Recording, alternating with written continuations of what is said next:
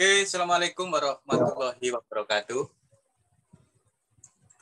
Waalaikumsalam warahmatullahi wabarakatuh.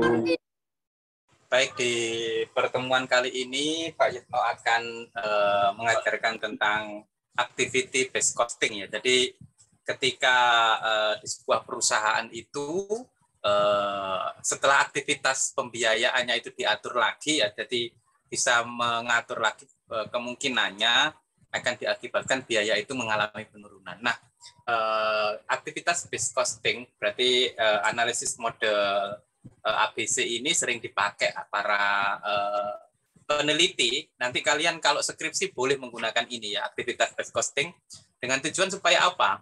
Dari pembiayaan yang dikeluarkan oleh perusahaan itu akan dipilih, akan dijadikan diatur sedemikian rupa gitu ya. Dipastikan bahwa pembiayaan mana yang berkaitan dengan aktivitas, mana yang mendukung terhadap aktivitas itu akan dipakai atau digunakan untuk memotong. Jadi nanti akan saya terangkan lebih detail di activity based costing ini ya. Jadi kalau Anda melakukan riset dan lain sebagainya, Anda nanti mungkin di program atau tesis atau apa saja nanti Anda boleh menggunakan mode ABC. Selain dulu kita menggunakan mode net present value, kalian juga boleh melakukan analisis ABC ini untuk penelitian. Nah, kali ini Anda harus paham betul ya, karena ini untuk salah satu syarat untuk kalian nanti bisa menjawab UTS. Mohon nanti bisa dipastikan karena mungkin besok akan saya kirim soal untuk latihan agar kalian bisa melakukan analisa berkaitan dengan analisa costing. Baik, kita menuju ke teorinya ya. Saya share teorinya.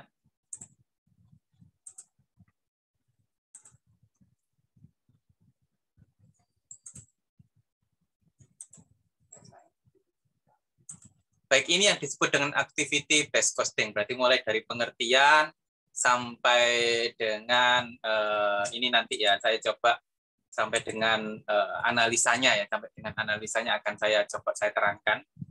Baik, yang pertama adalah pengertian.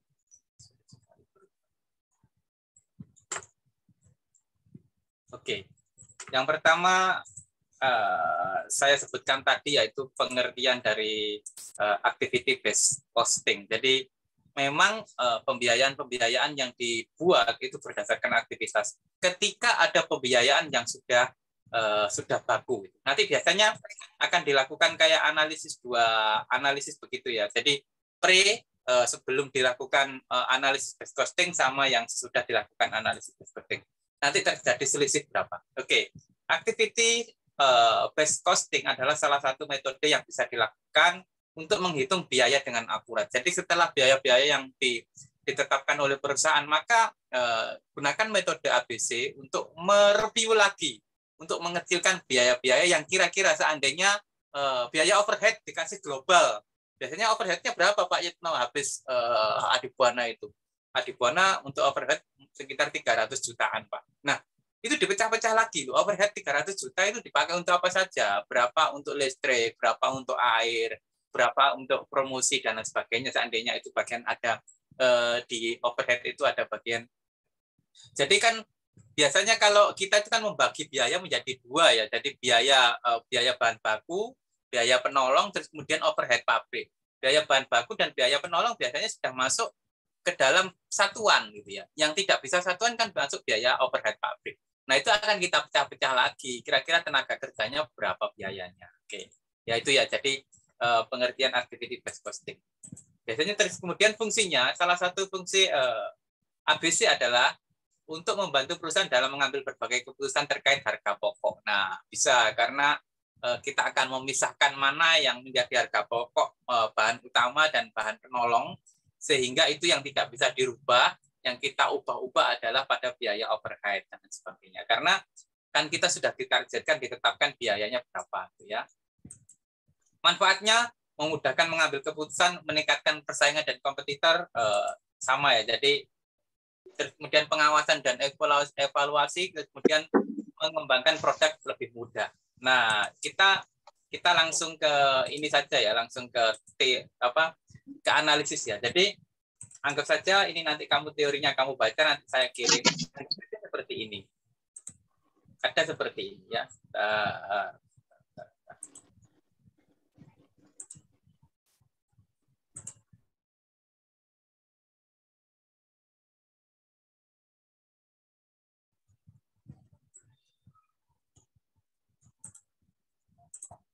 Oke.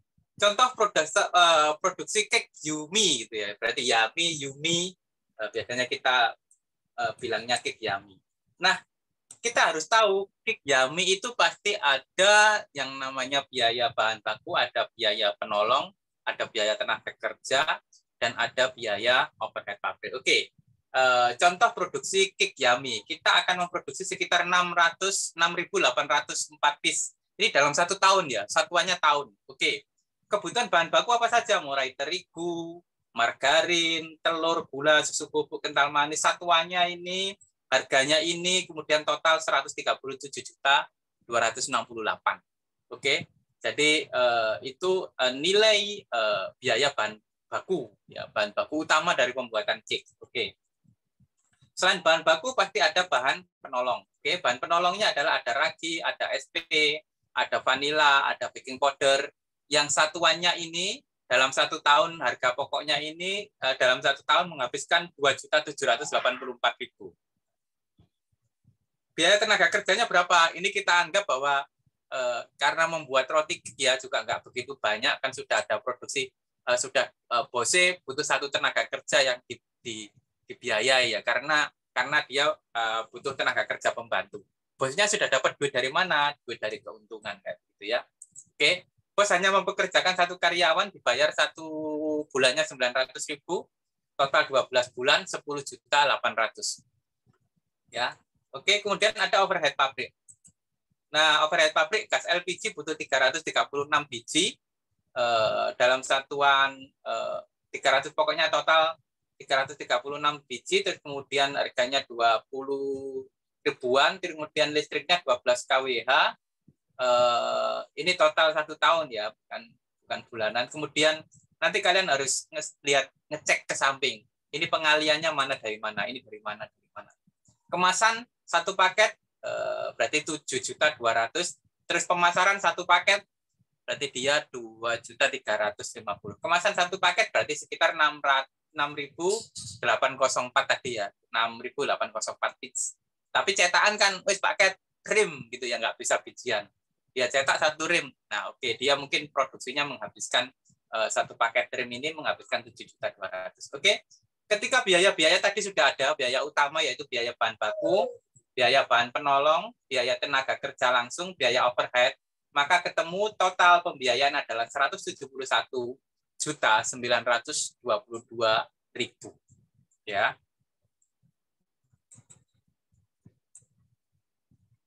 Nah, ini ya. Jadi total biaya yang dari atas tadi, yang ini, kemudian yang ini, terus kemudian yang ini, kalau ditotal ke bawah sebagai bahan, artinya sebagai total biaya produksi, oke, adalah sekitar 171.922.000 rupiah, 922.000 rupiah.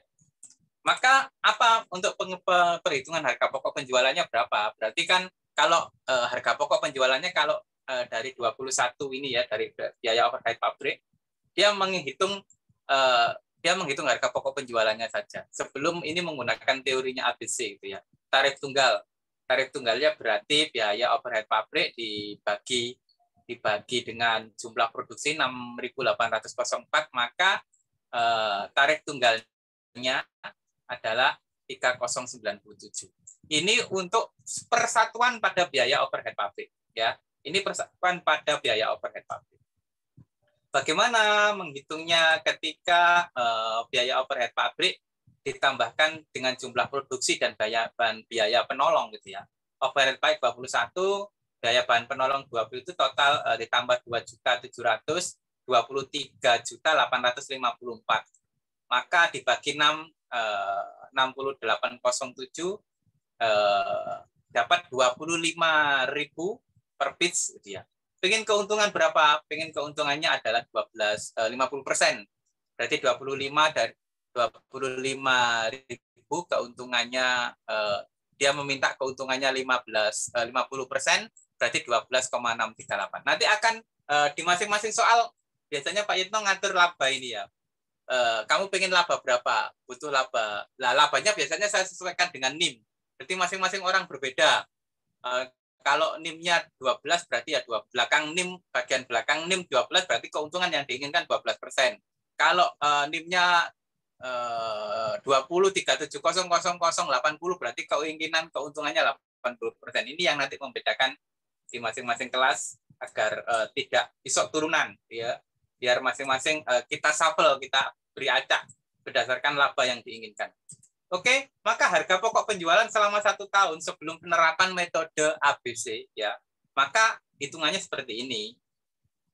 Oke, bahan bakunya 137, biaya tenaga kerja langsung 10.800.000, biaya overhead pabrik yaitu biaya satuan ditambah biaya penolong ya, dapat 23.800. Harga pokok produksi berarti 171.922.000 dibagi 171 juta dibagi unit yang diproduksi berarti 6.804, maka harga pokok produksinya 25.268.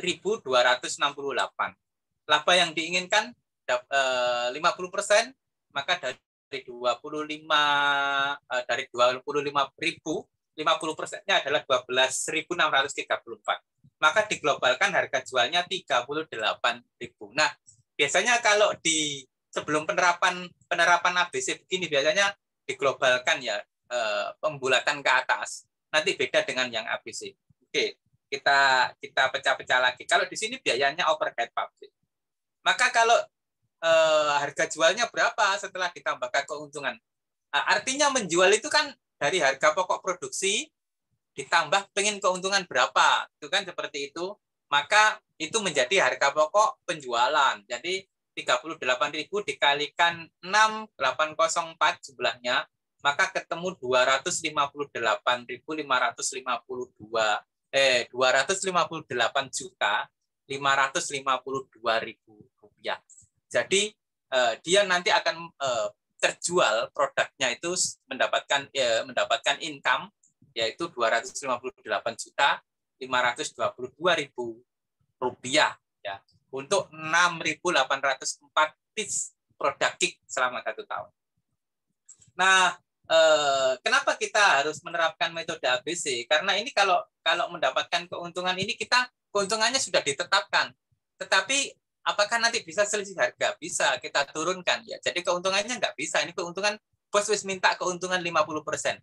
Untuk mengurangi biaya bagaimana ya? Kita menggunakan activity based costing. Beberapa aktivitas yang dianalisa itu dilihat apakah aktivitasnya bisa dikurangi apa enggak. Oke. Kita akan bicara di sini penentuannya. Nah, mengidentifikasi biaya berdasarkan aktivitas. Oke, ada aktivitas apa saja sih? Berarti aktivitas itu berarti kan bukan aktivitas itu kan pergerakan ya, yang yang unit level, artinya atas aktivitas itu yang bisa berubah sewaktu-waktu berdasarkan level unitnya. Aktivitas listrik, aktivitas tabung gas, aktivitas tenaga kerja, berarti ada yang unit level, aktivitas pemasaran, aktivitas pengemasan.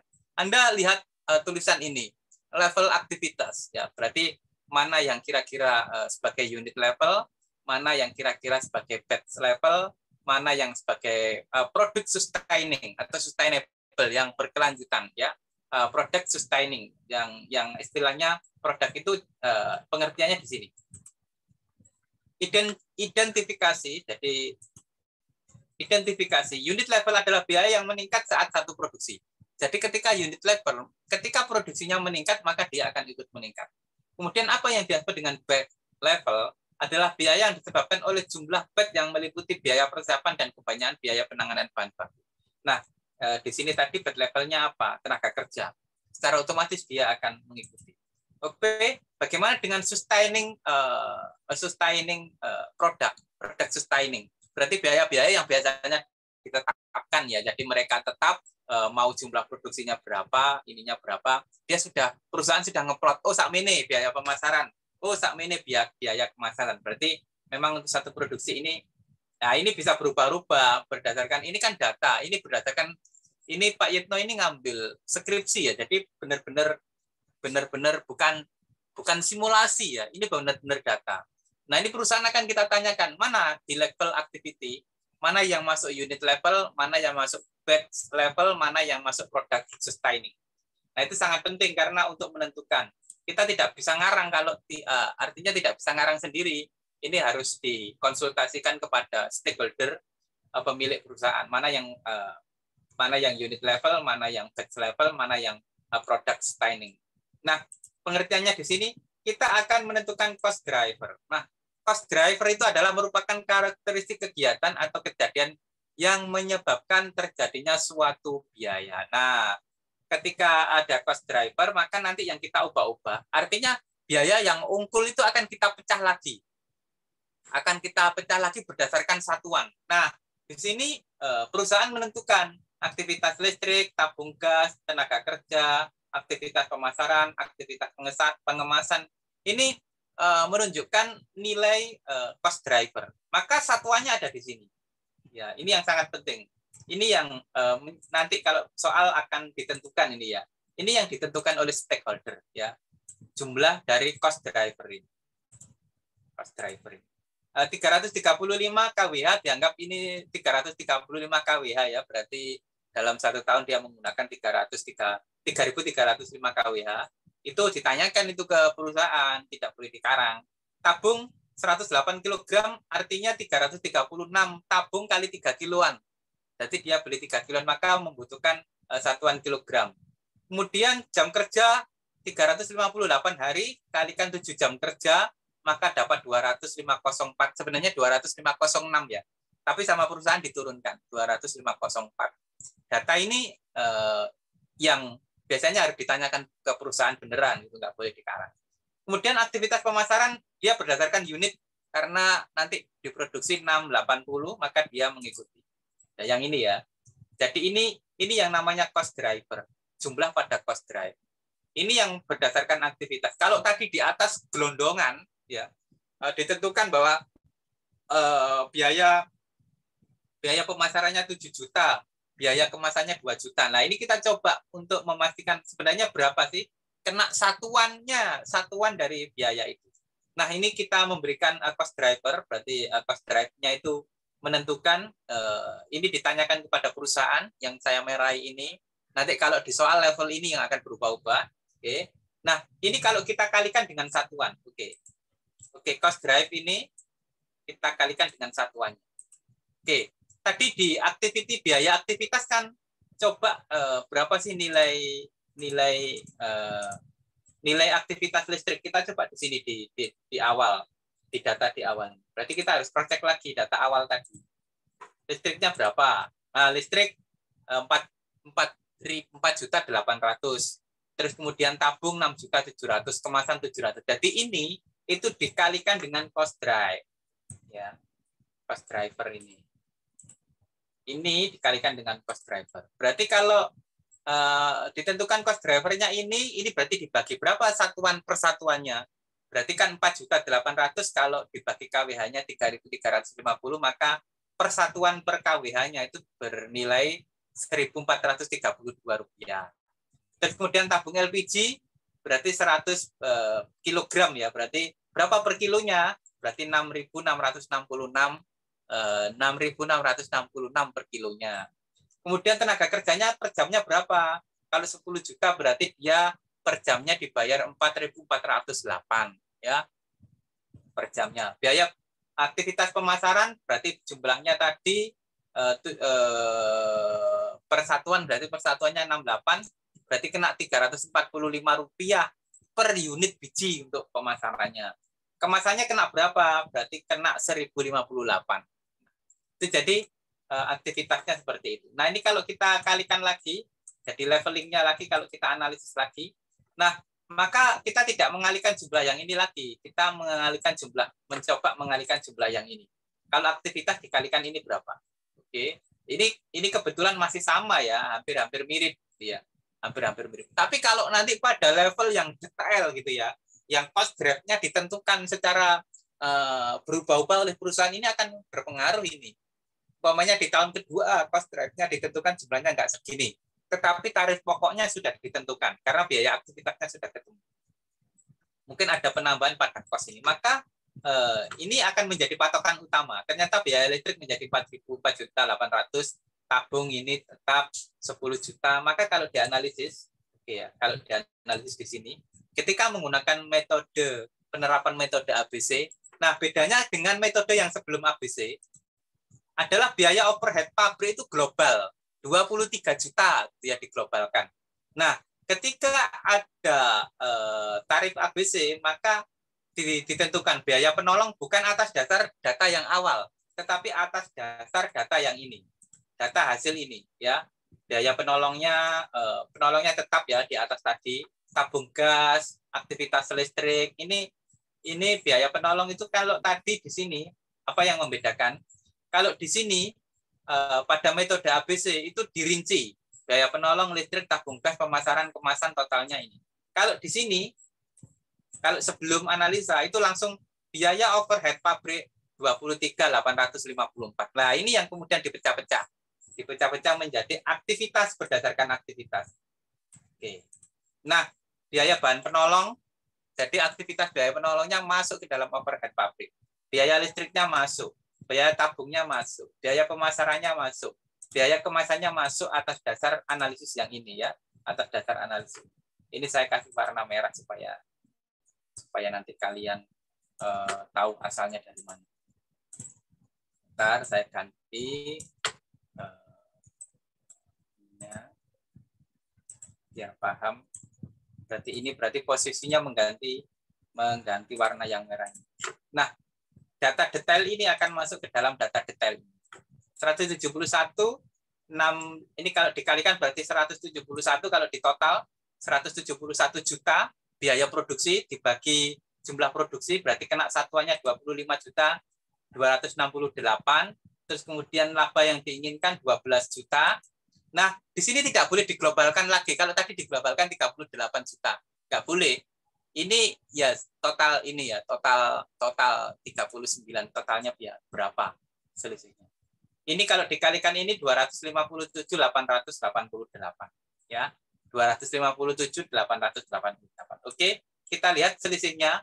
Kalau pertama 552, kalau setelah menggunakan ABC adalah 257.883. Terjadi selisih 669.000. Kenapa itu sangat dihitung? Itu per aktivitas ya, untuk satu produk saja. Kalau produk yang lain, apakah tidak sangat menguntungkan? Gitu ya? Sangat menguntungkan. Jadi gambarannya, ketika yang di sini satu, yang membedakan pada pelaksanaan ABC, kalau sudah di ABC-kan, artinya di sini per aktivitas. Di sini bedanya kalau sebelum dilakukan analisis ABC, di sini adalah biaya overhead pabrik sudah langsung total. Berarti biaya overhead pabrik yang dari sini ditambah biaya penolong. Nanti kamu cek data ini ya. Berarti biaya overhead pabrik, biaya produksi, biaya penolong bahan baku penolong ini 278 ditambah dengan overhead pabrik. Ditambah dengan overhead pabrik. Di mana overhead pabrik? Overhead pabrik. Overhead pabrik 21 juta. Berarti 23 juta. Nah, ini ya, bahan penolong ditambah ini ditambah, akhirnya ketemu di sini. Terus kemudian yang ciri khasnya lagi, kalau di sini langsung diglobalkan, berarti 38.000 jumlah harga kemudian dikalikan. Karena dia tidak menghitung per aktivitas, tidak dipecah-pecah. Oke. Kalau di sini dipecah, jadi aktivitasnya dihitung. Nanti kita akan menentukan total aktivitas, leveling aktivitas itu berdasarkan data. Jadi soalnya itu ada level aktivitas cost drive-nya harus ada. Nah, ini yang akan menentukan terjadi selisih berapa. Nah, keuntungan masih sama ya. Nanti akan saya coba tanpa ABC keuntungannya di 50% atau mungkin sama ya. Nanti tetap keuntungan ini kita coba kalian nanti membuat, nanti besok atau apa saya kirim ke salah satu perwakilan, nanti kalian kerjakan dan minggu depan dikumpulkan di kertas ya. Kami nggak menerima pengiriman drive karena akan kami proses pengerjaannya mirip seperti ini. Nah, nanti soalnya saya buat, saya kirim ke WA group, kemudian kalian kerjakan di kertas dan apa istilahnya dikumpulkan di minggu depan di pertemuan yang akan datang. Jadi walaupun selisihnya segini ya 669, tapi ini sudah keuntungannya sudah luar biasa. Anggap saja bahwa ini persatuan produksi. Kalau pabrik produksi sampai dengan 3 jenis, ini kan kicknya cuma 1 jenis ya. Apakah mungkin pabrik akan mencetak hanya memproduksi 1 jenis? Nggak mungkin, ya rugi gitu. Ya kalau masing-masing, apakah selisih ini menjadi keuntungan bersih? Keuntungan bersih karena kan tenaga kerja overhead pabrik sudah masuk. Jadi setiap unitnya menguntungkan, ini sudah sangat luar biasa. Ini kita bagi 12 bulan kita aja seperti itu ya. Akan ketemu berapa kalau 669. Bayangkan ini kalau ini untuk satuan produksi. Ya, seperti itu ya. Jadi gambarannya seperti itu. Anda nanti akan melakukan analisis seperti apa yang disampaikan Pak Yitno, nanti soalnya saya kirim. Kenapa activity based costing itu penting? Karena ini biasanya dipakai untuk skripsi. Dan Adi Buana belum pernah gitu ya. Selama saya menguji beberapa skripsi, belum pernah yang menggunakan activity based costing. Silakan cek analisa kakak kelas kalian, siapa yang sudah menggunakan activity based costing. Ternyata jarang sekali, jarang yang menggunakan. Anda supaya bisa ya. Jadi Anda nanti diharapkan bisa melakukan analisis ini gitu ya. Karena apa? Sangat penting untuk membantu apa istilahnya, untuk membedakan ya, biar kalian bisa bedalah dengan skripsi yang lain. Oke, ada pertanyaan kira-kira?